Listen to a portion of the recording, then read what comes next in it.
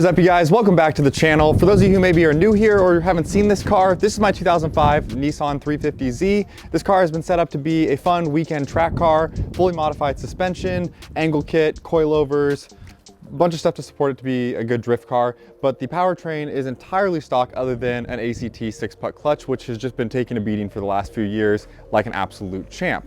Now, unfortunately, with a lot of other projects going on, this car has been a little bit neglected. So for one, the car has just been sitting outside for a few weeks now with my brother's WRX because of other stuff going on inside the garage. It's obviously gotten quite dirty just sitting out here. And unfortunately, if you follow me on Instagram, you saw I put a new Optima battery in here. Once again, shout out to Optima for hooking us up with a yellow top for this car.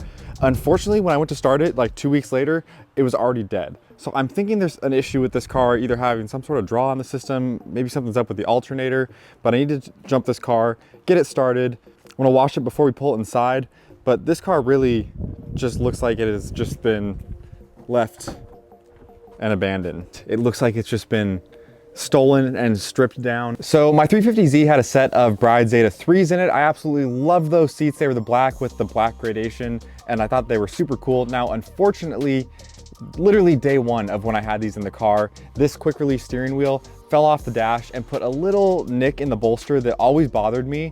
And you know, it was never enough to do anything about it, and I couldn't get anyone that wanted to or said they could repair it. But one day when I had this car listed for sale, which I've clearly decided not to sell it at this point, someone hit me up asking if they could buy the seats out of it. And they made me a kind of crazy offer that was close to what I could get a set of the new Zeta 4s for. I figured let's get the new seats, but this car's been sitting without seats in it for a very long time. And to make matters worse, I went in here looking to see where I was gonna mount the amp for the stereo that we're gonna be doing in this car. More on that here in a second. And just started tearing into stuff. I had to pull the amp out to look back into this cavity here, and the inside of the car just looks like a complete mess. Now, fortunately for the Z, I didn't just tear it apart with no plan. So after being neglected for some time, the Z is finally getting the love it deserves. Like I said, got a set of Bride Zeta 4s. These are all black. I'm super excited to see how these look in the car. They are a little bit lighter while being stronger than the previous generation of Zeta 3. So we've got new seats, new rails. One of the things that always bothered me about the previous seats in the car was that they sat a little bit, I think it was too far right. So I kind of always felt like I was sitting off center, if that makes sense. But with the new seats and rails, decided to upgrade the harnesses. Shout out to my dudes down at LZMFG. James helped me out and get a set of harnesses for the car. So these are the LZMFG Yashio factory collab, and I think these are just absolutely sick. And they're gonna be a nice little upgrade for the car, along with one of the LZMFG Black Edition steering wheels. So got a full upgrade going on inside the car, along with a stereo. So I've had this stuff sitting for so long, and it's finally time just to put a system in this car so that we can listen to some good music out at the track. But we've got all new speakers, a 5-channel amp to power the speakers, and a 10-inch sub that's gonna go in the back, component speakers for up front, and then just 6.5s in the rear. Super excited to get this all in the car.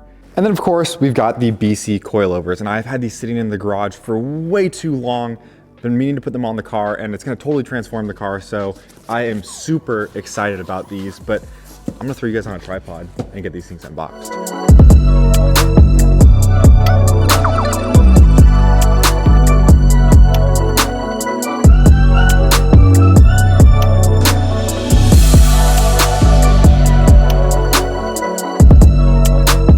So these are BC's drift spec coilovers for the 350Z.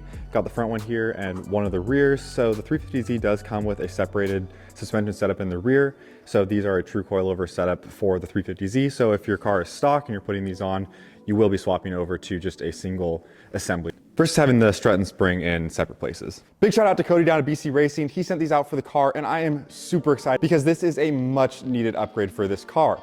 When I bought this car, it came with a set of, I think they're called Prime suspension. It was a subsidiary of Fortunato at some point in time that is no longer around, but long story short, the coils that are on the car, I believe, have 14K springs all around. It's way too stiff and doesn't allow the car to have any sort of kind of feeling on the road. It just feels like it slides with very little articulation when you're drifting. So I have been dying to get a proper set of coilovers on the car, and Cody hooked us up with a set of their Drift Spec series coilovers, so they're gonna be absolutely money on the Z. Now we're gonna dive into unboxing all of this stuff here in a little bit, but before we can do any of that stuff, I need to get the car started and inside on the charger. So I'm gonna try to give it a jump with this guy here.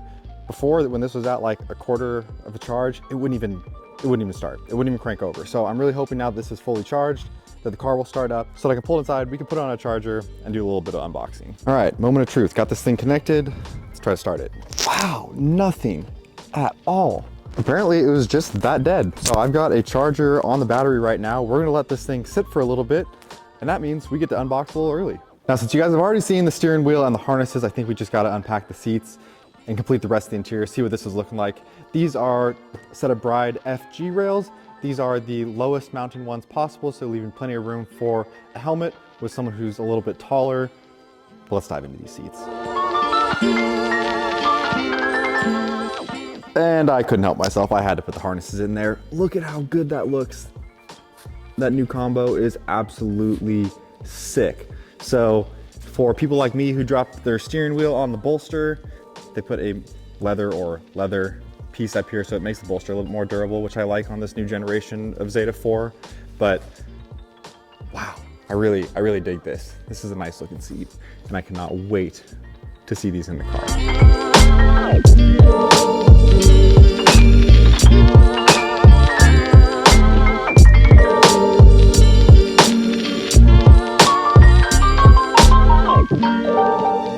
So finally able to get the car started.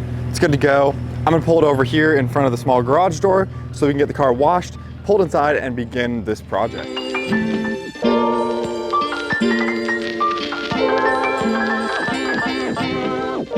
All right, so of course the camera died right as I went to start washing the car, so you guys don't get any of the car washing footage, but the Z is all clean and inside. I got it inside last night so that we could start working on it today. And before we start working on the stereo in the next episode, there's a couple things that I want to tackle on the interior. So as you can tell from the trail of wires coming out of the interior, I already started pulling out some of the wiring that was in here. This car did have a single DIN head unit in here, but I was under the assumption that someone just put a head unit in and didn't touch anything else. But there actually was an amp tucked back into where a factory sub would go. I'll show you guys that here in a second. It was just literally resting in there on like a piece of pressed wood. And this wiring is leaving a lot to be desired. Definitely gonna be replacing all of this and cleaning it up. It seems like this wiring was not only just kind of sloppily done, but a little bit unnecessary. Like it seems like there's too much wiring in here for what the system had. But I'm gonna go ahead and get all of this pulled out so that we have a fresh, clean slate to start on the stereo.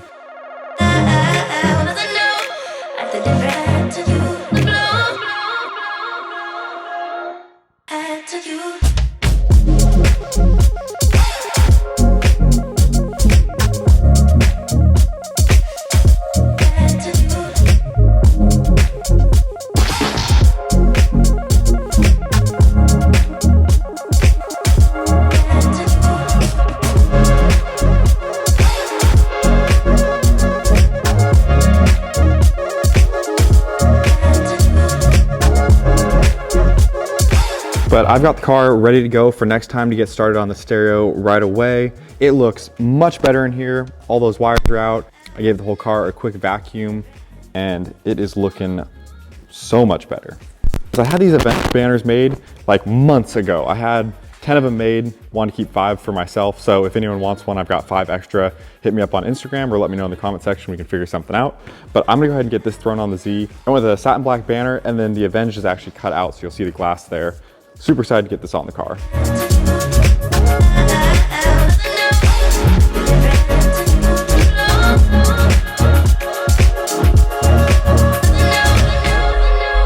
All right, what do you guys think? Honestly, I'm a little indifferent on the cutout logo versus having like a sticker on it, but I'm curious what you guys think. I think next time I'd probably go a little smaller on the logo. It's probably a little bit bigger than I wanted it to be. Like I want it to be just real subtle. And I'm not super happy with the finish on this vinyl. You can see there's a few little spots in it, and it just like wasn't the easiest thing to work with, so I definitely wouldn't want to sell ones with this vinyl. But yeah, let me know your feedback down below. That's why I do it on my car first. But I definitely want to have a banner on this car, so I'll see if I can live with this one, but we may do a V2 of this design. And I literally took it off already. I was hating how it looked. I think the logo is too big. I just didn't like the actual vinyl, which sucks because I have 9 more of those that are probably gonna go in the trash. But I'm picky, so that's how it goes. All right, you guys, so lots of good stuff coming up for the Z. We're gonna be getting onto the stereo in the next episode of this build series. And the one thing that I didn't mention and don't have the parts for yet is this car needs brakes. So we're gonna be doing all new pads, rotors, lines, and a full fluid flush on this car. And this thing is gonna be fully sorted before the season gets started.